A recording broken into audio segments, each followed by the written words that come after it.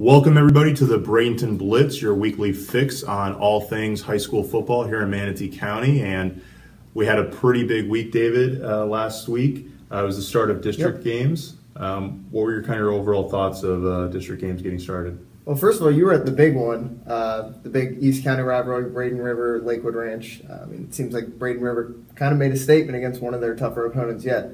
Oh, definitely. The defense especially. They haven't allowed a touchdown yet, the entire defensive unit, and to do that against your rival, when you go into a district game like that, not just a district game, but a game against your arch rival, there's a lot of off-the-field stuff that goes on. Kurt Bradley, the head coach of Braden River, alluded to that after the game, that you end up spending most of the majority of the week focusing on dealing with the off-the-field stuff, not letting the trash talking and all that stuff and the hoopla that goes around it.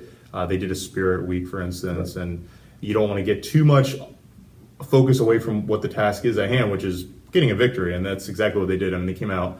The opening drive, though, coincidentally, Lakewood Ranch kind of had it in their hands. They were driving the ball pretty well, and they throw a ball in the end zone that gets picked off, and that's kind of where the game just turned right away in the first quarter. Braden River then goes ahead and scores a touchdown on a long run from Jalen Austin. All the focus, of course, was going into it was on the running backs. The other running backs, Raymond Thomas and JT Fisher, who led the county in rushing, and both backs didn't really feature too much in the game, especially JT Fisher. Braden River's defense just shut him down completely. Yeah, it seems like they're getting takeaways at opportune times, too. They've had a ton this year. I was over at Palmetto for their same district, and for pretty much 3.5 quarters, Palmetto looked really good. Now, Sarasota's star running back Josh Booker did get hurt in the first quarter, on the last play of the first quarter, and didn't play. Xavier Smith also got hurt for Palmetto, the leading receiver. He didn't come back after his injury. So there were some injuries, but Palmetto, they led 28-7 before kind of stalling out on offense, and some costly penalties and breakdowns in coverage. But for 3 quarters, they looked pretty good.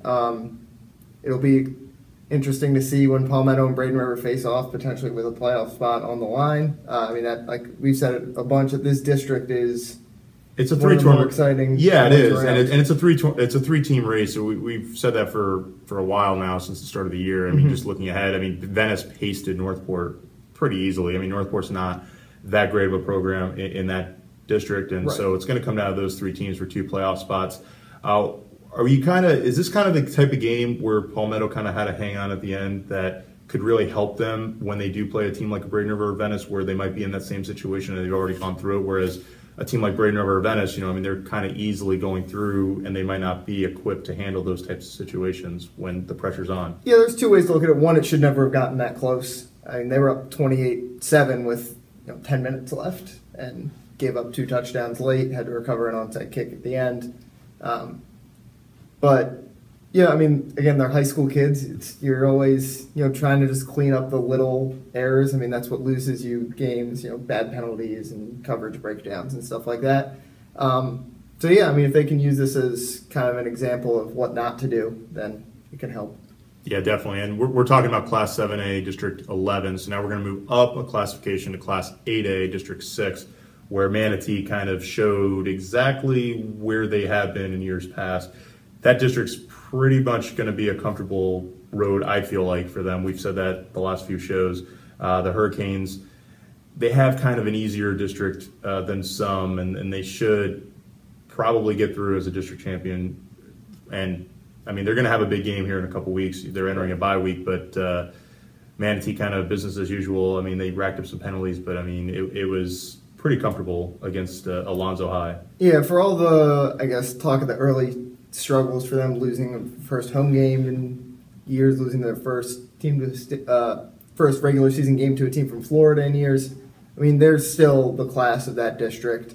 Steinbrenner, who they will play after this upcoming bye week, is right now probably their toughest competition. But this game will probably determine who wins that district, unless one of them has a surprising hiccup down the stretch. But either way, these 2 teams are the top 2 in the district. Manatee will finish top 2. Sure, and yeah, Manatee was struggling a little bit, but there's 2 other teams that have been struggling this entire season too, and they had to play, and one of them had to win a game, and that was down in Class 5A, where we had another all-county showdown. aside from the Braden River Lakewood Ranch one, and that was Southeast and Bayshore. Another one where Bayshore can kind of consider Southeast as their rival, even though they haven't beaten Southeast. And, so, I mean, Southeast they had won the last 10 meetings pretty comfortably. And this one was another one where Bayshore kind of had a chance to kind of make it a one-score game and cut the deficit late in the game. But, there was a fumble in the end zone that Southeast recovers. And then, of course, that's all she wrote. Later on, Southeast ends up, salting the game away. And they got pretty good running game from Kevin Johnson and Joey Giardina threw pretty well too. So they kind of had a mix and match, and they were able to kind of pick apart Bayshore's defense. Yeah, it'll be good to see Southeast. They had a tough schedule to start. They play Braden River and Palmetto early. It'll be good to see them go up against 5A competition, not good 7A. It's not just 7A competition; it's good 7A competition that they were playing. So, I mean, they can, Kevin Johnson's a really good running back. He's legitimately, he can play at a high level too. And their defense, I've consistently been pretty impressed with them. They didn't allow an offensive touchdown this week. Bayshore, I mean, still just a struggle for them numbers-wise. I mean, it's going to be tough for them just because of the number of players they have to compete in 5A. They're competing with, a 30-person roster. And, I mean, if you just look at that district, Hardy blew out Booker, which Booker was kind of figured as being possibly a team that could play for one of those playoff spots. So this has got to bode well for Southeast to jump out not to a 1-0 lead in the district, but they're going to have, the other teams in that district. Lemon Bay won. They beat DeSoto, which is the defending district champion, and they won. And then, of course, Hardy. So those are the three teams that 1-0. The other schools, Bayshore, DeSoto, Booker, they're all going to be fighting to try to an uphill battle trying to get back in the district, which, of course, we're heading into a non-district slate of games, which we'll talk about here in a little bit. But first, I want to go down districts, and two programs in Class 2A locally, Out of Door Academy and Braden Christian, playing two teams that were figured to win the district or compete for the district championship and runner-up spot, and that's Carrollwood Day and Cambridge Christian. And both programs showed just how big the separation is between ODA and BCS. I mean, they have a light years to go to try to get into that playoff talk. Yeah, I mean, it's a tough spot for those two programs, especially Bradenton Christian, which has never been to the postseason. They've been decent in recent years, 500 records, but I mean, it's tough to kind of leapfrog those top tier teams in that district because of how, top heavy it is. Yeah, definitely. I mean, when you have it, it's weird because, you can see that in certain districts. I mean, we talked about 7A and District 11. I mean, that's just it's top heavy, but it's three teams that are top heavy. Right. This is clearly you generally know the two teams. Right. You definitely. I mean, there's another program, Sept Christian, that's in that district too, which is arguably better than BCS and where BCS and ODA are too. So I mean, it's difficult when you're kind of trying to rebuild a program and you're trying to build it from the ground up and that's how ODA has been for the last couple of years. They have a lot of young players, and you're trying to build them up, and you have to go through this district slate where you're playing some teams that are just. I mean, when you have a running clock going in district games, I mean, it's not a pleasant feeling at all. Yeah. And aside from we had district games, of course, but we also had two private schools that aren't in districts here in the Florida High School Athletic Association, and that's St. Stephen's and IMG Academy. St. Stephen's plays in a conference. IMG does not. They play more of a national schedule, but St. Stephen's is still rolling along. They're looking very good. Yeah, 4-0 and another 30-point win. I mean, their offense is good. Yeah, that's all you can really say, right? I mean, this is the first time they were held under 50 points in a game, right? Or 40. I'm sorry, 40. Yeah, so under 40 points a game. I mean, they've been averaging 50-something a game. Yeah, entering the day. And, to only score – it's kind of a letdown when you say, we only scored 37. Yeah, we only won by 30. I mean, come on. Yeah, I mean, they're good in that. They're probably the best team in that Sunshine State conference. Right, and meanwhile you have IMG Academy, which is playing a national schedule. They had to go up to New Jersey on a Saturday and play. I mean, they played one Friday game this entire season so far. They opened, if we not counting the Kickoff Classic preseason game that they lost to American Heritage, but they played Miramar on a Sunday.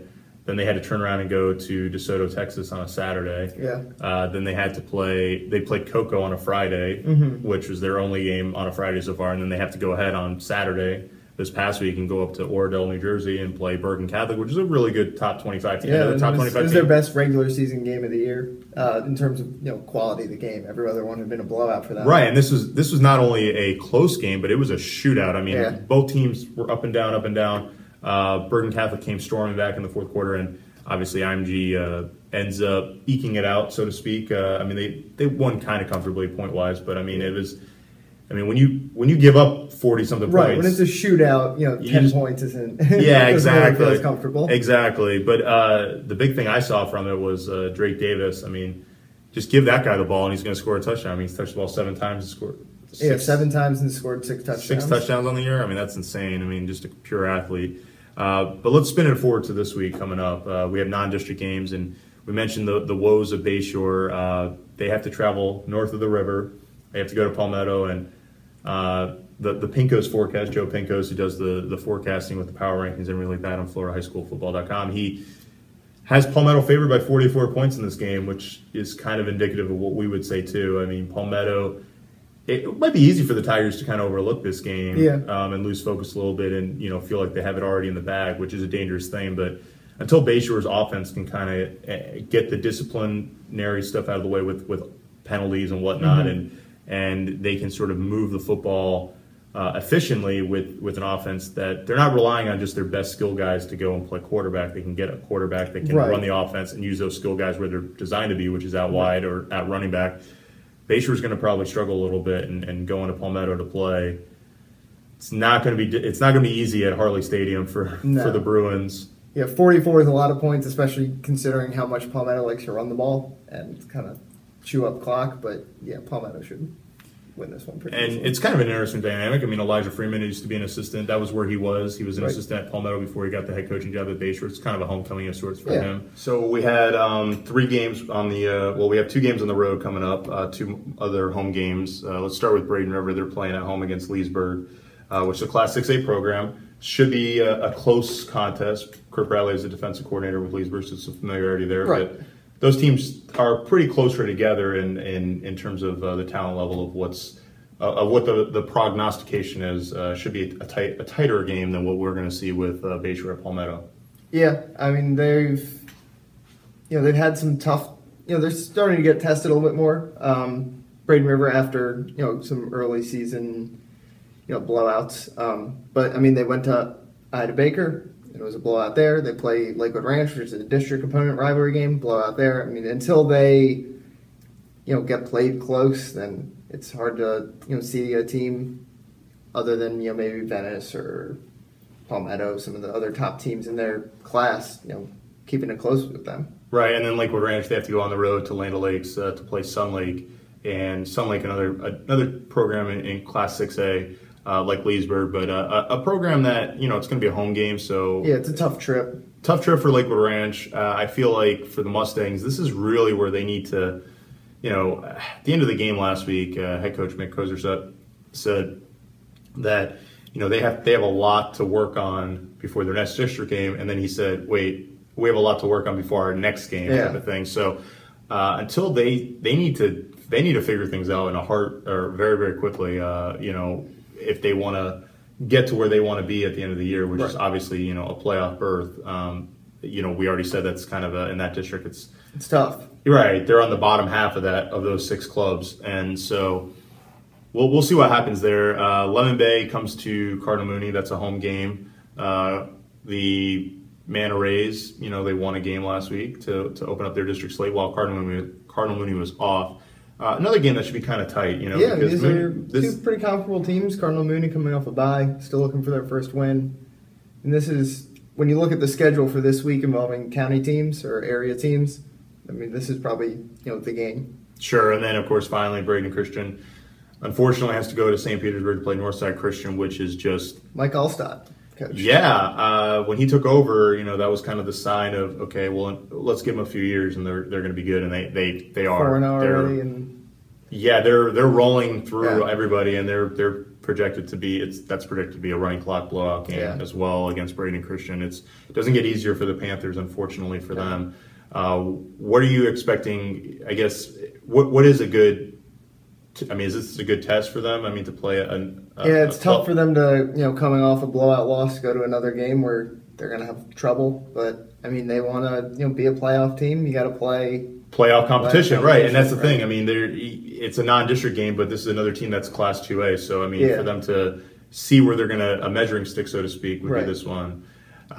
What's your this is kind of the lightest schedule of the... Yeah, I think it's the fewest games of the entire season. Yeah, so this is going to be kind of it's the halfway point too. So yeah, just about. What are you most looking forward to from the games that are going on this week in terms of what we should expect from some of the area clubs in terms of, for me it's Braden River. This is kind of where they can start making that push toward a playoff berth. Mm-hmm. Yeah, it's not a district game, but I mean this is where you kind of start in the middle of the year. You kind of see, okay, this is exactly what we have now. Right. And we can kind of move forward. How about for you? Yeah, I think the Braden River game and, as you mentioned, I think Cardinal Mooney against Lemon Bay. It's going to be probably the closest game in the area this week. Cardinal Mooney was a playoff team last year, so they, even though they're winless, probably better than their record indicates. They've had a tough schedule to start. So yeah, this should be a good measuring stick game for them to see if they can, end up competing for a playoff berth. All right, well, we're halfway through the high school football season. We got 5 more weeks after that, so until the playoffs anyway. This is David Wilson, and I'm Jason Dill. So thanks for tuning in for another edition of the Bradenton Blitz. Check us out on Varsity 24/7. That's our app. You can catch all the high school news. And until next week, we'll see you later.